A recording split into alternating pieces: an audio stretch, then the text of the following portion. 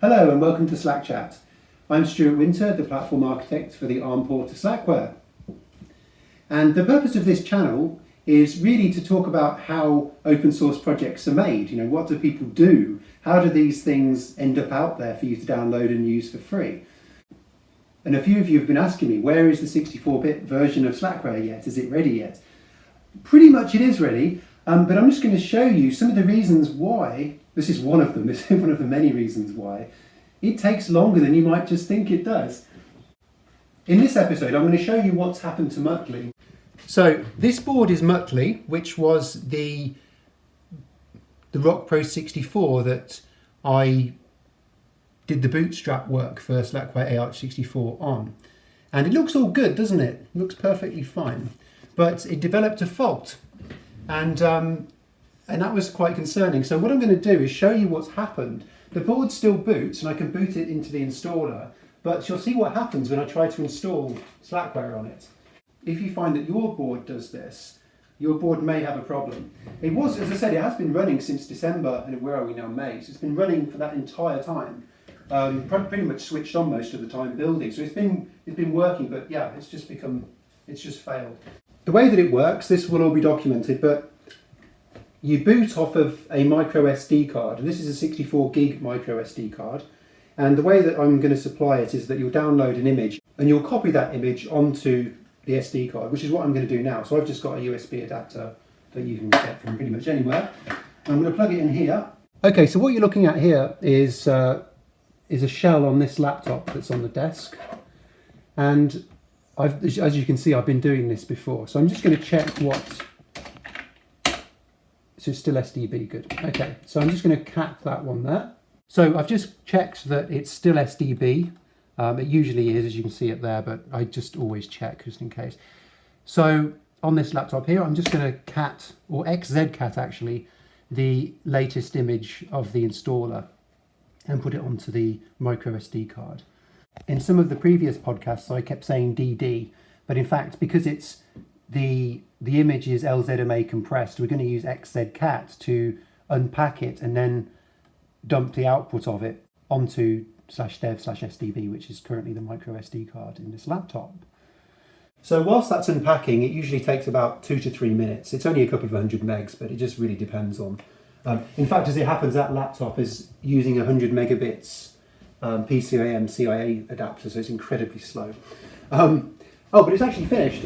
Here we go. So let me just come back. So I'm just going to type sync just to make sure that it's all written to the SD card before I pull it out, which it is. So just syncs the data to the storage, so it's done. Okay, so what I'm going to do is I'm going to put the micro SD card into here. Careful of the beer there. Hang on. It's busy looking at the beer. Right. In fact, I'm going to have some beer now. Needed it. It's been a long day. Okay. There's nothing like some good warm English beer, is there? Okay, so I've got the micro SD card inside this board, which was called Mutley. You can see that I've got the USB to serial adapter here on the GPIO pins. I've got a fan. This one does actually work. I've got the Wi-Fi module plugged in as well. It's got Ethernet and it's got HDMI. It's got this 3.5-inch hard drive plugged into a USB caddy that I've opened up.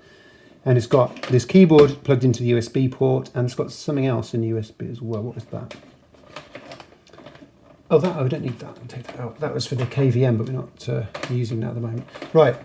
Okay, so what you're looking at here is the installer from before, but it's just the output on the serial console, so it's not currently active. So if I press return, nothing happens. What we're going to do now is I'm just going to power it on. Just plug in the power, like that. Okay, so what you can see now is U-boot is booting on the board. It's not the version of U-boot that I supply. I had a problem with this board, so I reflashed it. Okay, so in a couple of seconds, it will start to boot the installer. There we go. Also, this version of U-boot, which is the ARUFan version, it's incredibly slow at loading the data off of the SD card. The version that I supply, which you can flash in the installer, is much faster. Additionally, I found that the ARUFan version doesn't boot my kernel every single time either. Sometimes I'll reset it and it just won't boot the kernel. I have to go and reset the machine and then it'll boot it. Whereas the version I've got seems to boot it every single time. So it's another good reason to flash it when you're offered the chance inside the installer. Okay, so now it's loaded the flattened device tree blob, it's starting the kernel. And okay, the kernel's booting. The AArch64, okay, here we go. Turn over to that. Okay, so now, on the right-hand side screen, I'll talk you through what I've got here. So on the left-hand side screen, this is, hold on, let's hope that noise goes away. Whoa, crazy.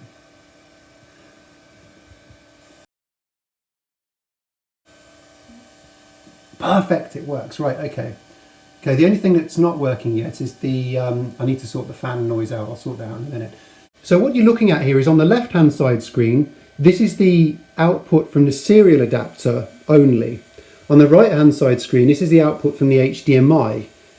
Okay, so that's what's going on there. When you initially boot it, all of the output will come from the serial cable, but it will also light up the HDMI early on as well. So there is a difference though. So as you can see, this is the installer now on the serial console.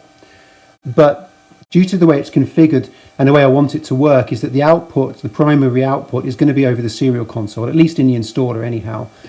But we can also install it using an HDMI monitor and a USB keyboard. So you press enter to activate the console as you normally would.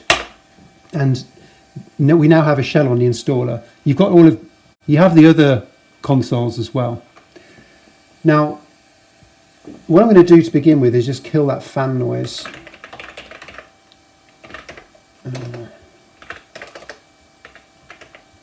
There we go. Okay, I'll fix that before I make it public, I think, because at the moment, though, if you look down, you'll see that the fan is still spinning, but it's just very slow. But that's certainly more than enough for the AArch64 anyway. Okay, just to recap, we've got a 3.5-inch hard drive that's in a USB caddy, and we've got network, and we're going to install using the HDMI monitor and USB keyboard. But we're going to install over NFS. So we're going to run the installer. Oh, by the way, I said in the previous podcast with Brent that I was going to, by default, make Slackware AArch64 to use the new feature I'd created, await root dev. But when I edited the episode, I thought that was just a really bad idea because I already knew that it would break software RAID. That just didn't make any sense. So I'm not going to ship that by default. What I've done instead though is, and I can't remember the file name now, but I'll use my little script that's hidden away. So what you can do instead is just basically set a flag. So that's what I'm going to do.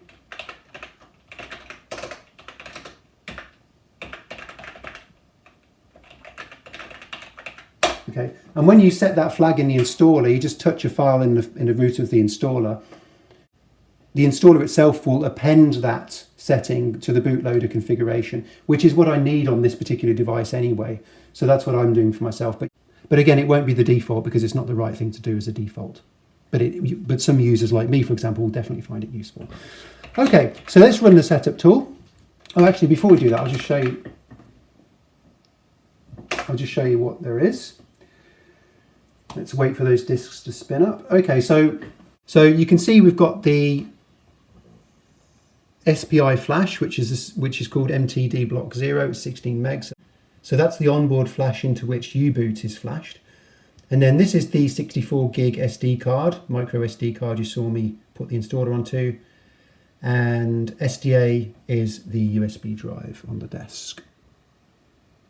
So what we're going to do, I've already got the partitions set up, Linux swap and Linux, and hopefully this won't take long to break. Oh, actually, did I don't know if it has network or not. Oh, it does, right. So let's run the setup tool. Okay, so we'll set the key map.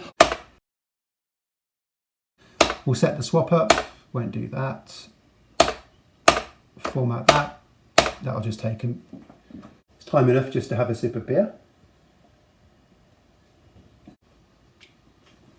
Okay, there we go. And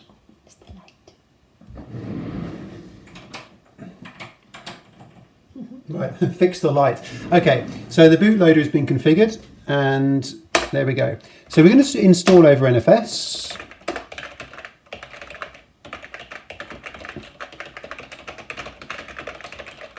There we go.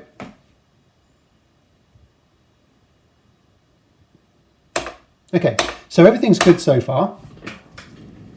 And it's going to start installing. So what's going to happen in a minute is that the installer will pop up an error message saying that one of the packages is corrupt and so it can't install. I don't know which one it's going to be. But so far it tends to be the kernel firmware or HP LIP. I think that's the name of it anyway, I can't remember. Or Ghost Script. It tends to pick one of, Linux Doc Tools, it picked that one as well. Those are the ones it tends to pick. But all of the, whichever one it comes out with this time, I can assure you that the file, the package, is absolutely perfectly fine. Typically, in the Slackware installer, the only reason why it would tell you that one of the packages is corrupt is because it's actually corrupt. And you try to run tar through it is actually corrupt. In my case, the other reason is because if the build machine is presently running make package on that, because I do install from a live tree, that's the other reason. So for me, there's two reasons, but as a general user, there's just one reason, and that's because the package is genuinely corrupt. Mine are definitely not corrupt. Of course, the first thing I did was I verified it on. I thought that the NFS server had died, so I quickly did a check on it, and it was perfectly fine. I checked it. I checked the package that was broken on another AArch64. It was perfectly fine. So let's see where it goes. Okay, it's doing well so far. Do you reckon it's going to be one of those videos where you do it and it works perfectly fine? it's like the demo that you want to fail that actually succeeds. It could be like that, couldn't it? We've got the sort of semi-blue screen, more of a cyan kind of turquoise colour, so we're not doing too badly on that front. But let's see. Okay, so we've done the A series already. That was pretty good because earlier it failed at kernel firmware. But I've done this enough times already to know that there's something wrong with this board. So far it's doing well, but here we go. Okay, HP LIP. It's exactly what I said. That was one of the ones I said, wasn't it? Okay, so let's have a look at what's going on. Okay, first of all, let me show you that it's not the... All right, so I've just opened up a shell to another of the AArch64s. So let's have a look. Okay. Okay, so let's do the MD5. So it ends in 5A95. Let's see. Where is it? So I'm just changing the directory into where that package is. And varlog mount in the installer is the location where the Slackware packages that are going to be installed are mounted to. So let's have a look. HP LIP. And it's 585. It's the same one. That's interesting because previously, when I was testing this, it wasn't. So, but if we have a look, so on a previous run, when I was first testing this, the MD5 sum was changing every moment. Every time I ran it, it would have a new MD5 sum, but it doesn't this time. But let's see. Well, it does, okay, you can see at the bottom, it's corrupt, yes? So it says the data is corrupt. But if we go back to Dastardly, which is exactly the same package, and in fact, you can even see it's the same MD5 sum now. Let's do it again. C28, yeah, and then it begins at C28. Okay, so let's check how it is on here.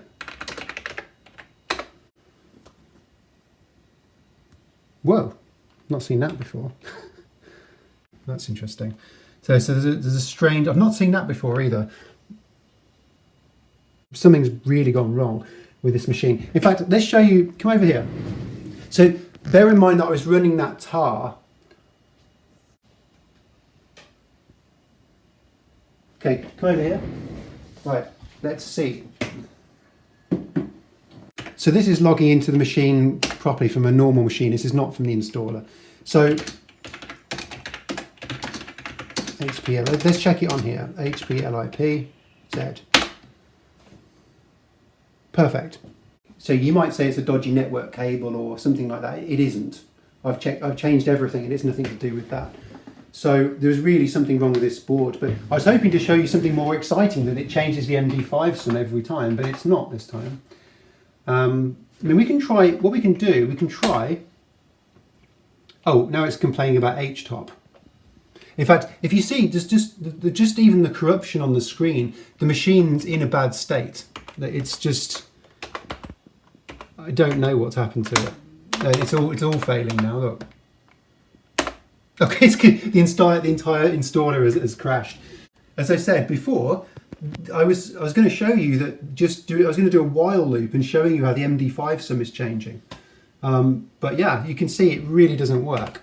So this board is just it's pretty much useless now. I mean, I've been using it since it broke a couple of days ago. I've been using it to test some of the installer enhancements that I've been making for the Slackware AArch64 installer. But other than that, it's toast. I can't use this for anything.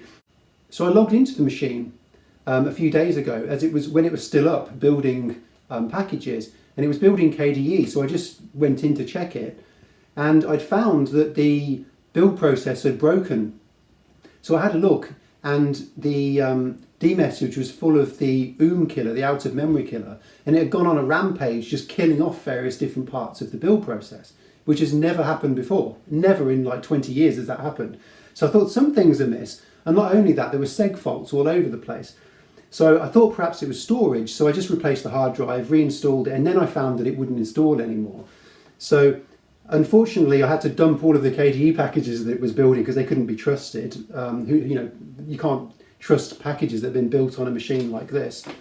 So I had to throw all of those away. And fortunately, it was just KDE. If it would have been other parts of the operating system package, it would have been more of a challenge to get out of that situation. But fortunately, though, as I've said before, I do have a number of machines. I always start off with 3 because things like this happen. And of course, having 3 allowed me to, first of all, I was a little bit panicked. As you can probably imagine, like, what do you mean it's broken?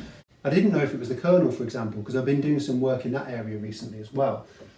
After the initial panic had subsided, I logged into the other machines and I reinstalled those and they worked perfectly. So I was pretty much convinced within about 10 minutes that it was just this board.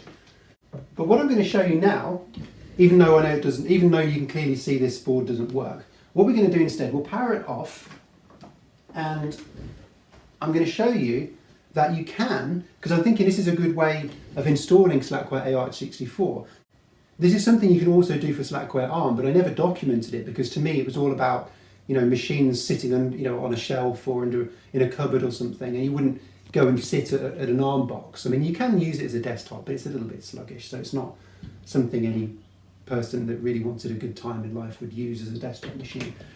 But this is good. So what we're going to do is let's boot it back up again and see how that goes.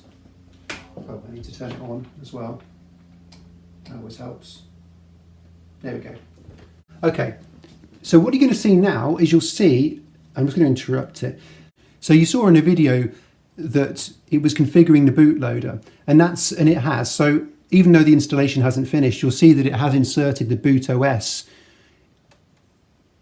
option into the menu there. And when you get to the end of the installer and it asks you to remove the installer, only the boot OS will be there as well. But we're going to have to press 1 now because it would have already changed the default to the OS at this point, which of course won't work because there is no OS to speak of that got installed. So we'll boot the installer again, and I'm just going to show you installing off of a USB stick. So don't sit on the laptop. Oh, I have another little laptop there. Okay, so what I'm going to show you now, even though it's not going to install, there's no need to watch the Slackware installer install over and over. So I've put Slackware AArch64 current onto this USB stick. So I'm going to show you that indeed, there's that fan again, indeed you can install Slackware AArch64 directly at the keyboard with an HDMI monitor, and you can install it off of the USB stick. So let's kill that fan again, hang on. I will fix this before I release it because it's going to be infuriating otherwise, isn't it? There we go. Right, so I'm going to put my USB stick in here, in the spare USB port. That's there. Okay, so I've got that in there.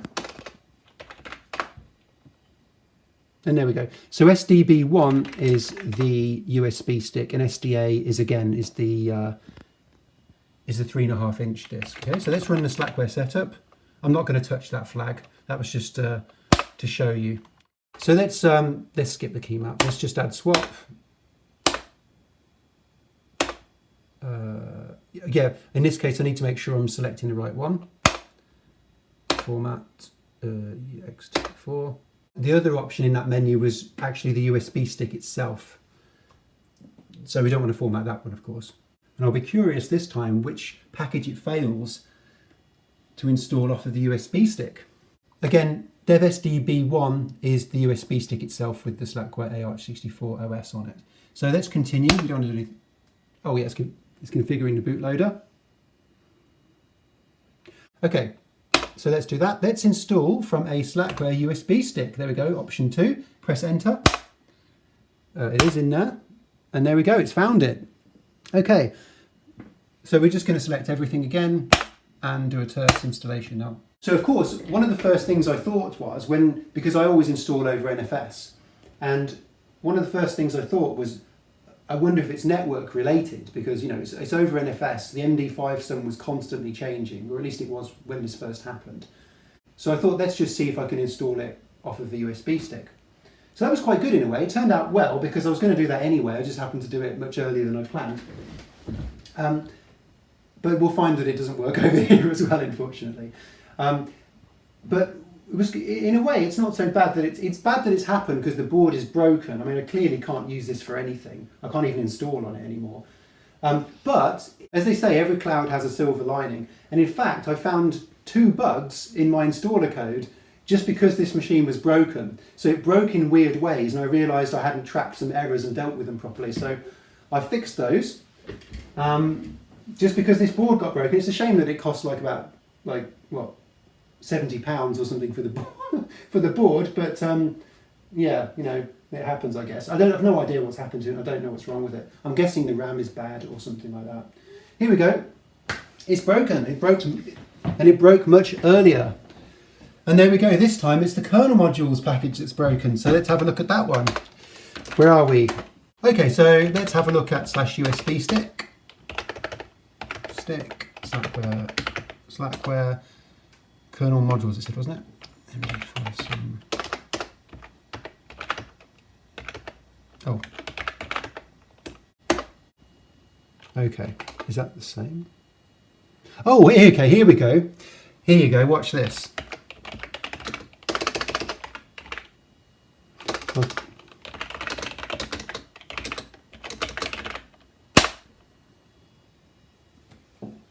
Okay, do you see the code? Do you see? Oh, there. So yeah, the MD5 sum is changing constantly. But of course we're not writing to the media, and this USB stick is perfectly fine. So it's not the USB stick either, it's not the network. This machine is just toast. But yeah, so that's mutley. it's broken. So yeah, so that's what I wanted to show you in this video. That's why it takes so long. There are things that happen that just make it take a lot longer. But at least in this instance, some good did come of it. I did manage to squish 2 bugs in the installer code that I'd written. I tested USB installation support, and it definitely works. I've tested it on another machine. It works perfectly fine. Yeah, it's just a shame about mutley, really. But let's unplug it now. It's there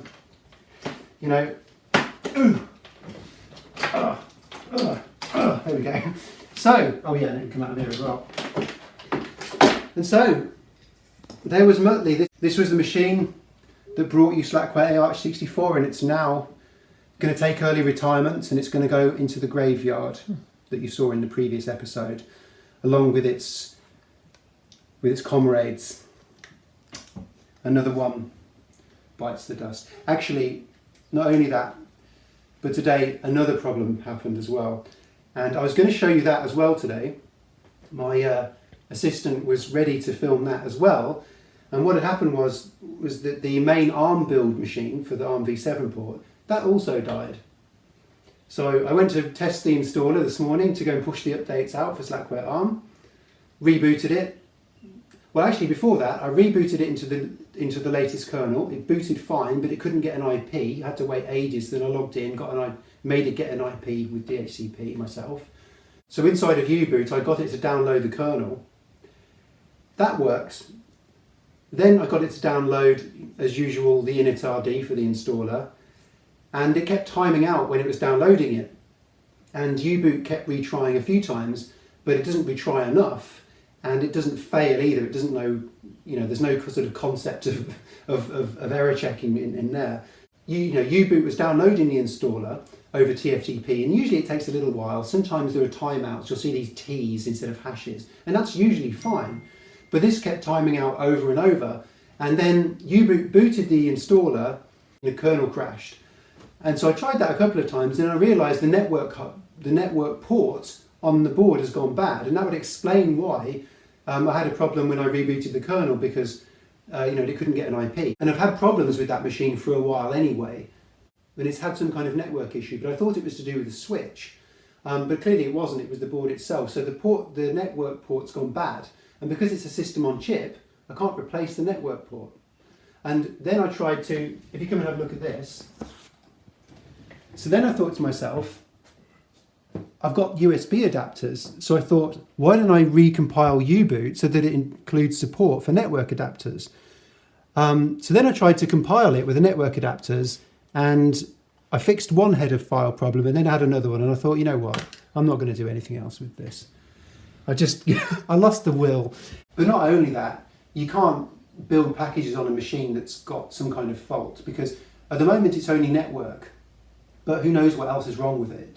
I've not seen any problems with it, to be fair, but that machine now, I've actually reinstalled it. It just worked. It started working of its own volition. So I've reinstalled it and I've booted it. It works fine now, but I've had to order another Orange Pi Plus 2E because I was down one primary build machine.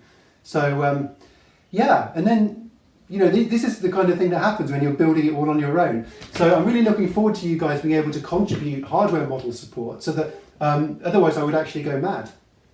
All right, so thanks for watching everybody, and thanks for your support. And I'm really looking forward to you guys being able to contribute hardware model support into Slackware AArch64, because as you can see, there's been a lot of work that goes into just getting the initial work done and getting the operating system ready. And pretty soon I'll push it public. It's not that much left to do now. I've got to do something for the AAA libraries package, and some documentation and other stuff. But it's not huge work anymore, as most of it's done. I'm going to take Mutley to the graveyard, as you saw in a previous episode, and give him a little burial in amongst all the other stuff. And so remember to like and subscribe, and turn on notifications as well. And thanks for your support, guys. I'll see you in the next video. Bye.